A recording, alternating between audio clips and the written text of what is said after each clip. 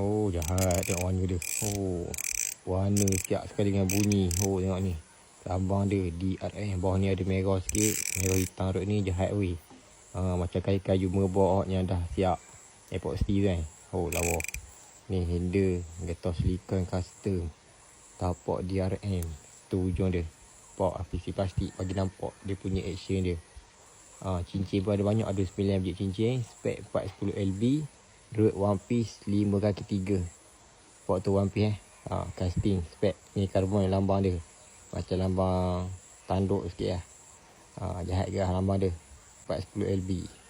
512 gram.